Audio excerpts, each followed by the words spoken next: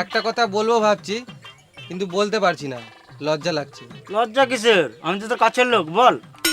কিছু টাকা ধার দিলে ভালো হতো। সিগারেটটা খেতে দিবি না ঘর চলে যাবো? না না, পরে বলবো। আবার পরে বলবি? না, টাকার ব্যাপারে আর কিছু বলবো না। হ্যাঁ ঠিক আছে। চাচা কত হলো? তুই কেন টাকা দিবি? আমি আছি তো, আমি দিয়ে দেবো। ঠিক আছে, আসছি, পরে দেখা হবে।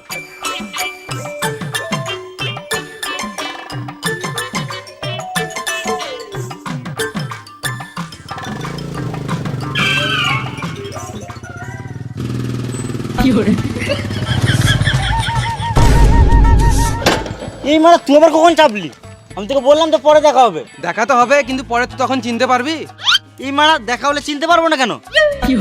না, তুই তো বড় লোক, হাতে আইফোন, কানে সোনা, আবার বুলেট নিয়ে ঘুরছিস। বুলেট লিয়া কোনো ব্যাপার হলো নাকি? তুইও নিতে পারবি।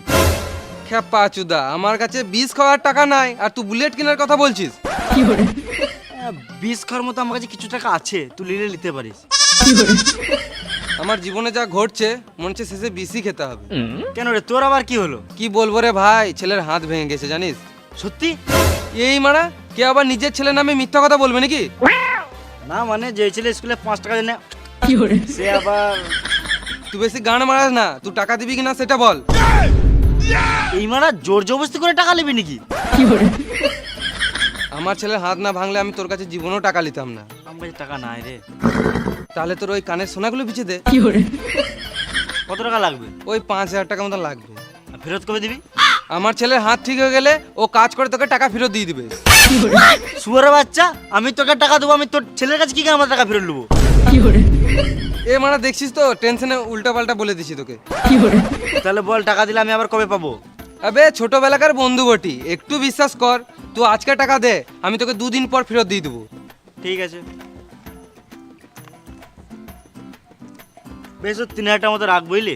তুই তোর ছেলেকে একটা ভালো জায়গাতে ডাক্তার দেখা, আমার টাইম হলে আমি তোর বাড়ি গিয়ে দেখে আসবো। তোকে আমার বাড়ি আসতে হবে না, আমি তোকে 2 দিন পর ঠিক দিয়ে দেবো। তোর ফোন নাম্বারটা দে তো। লে, বল।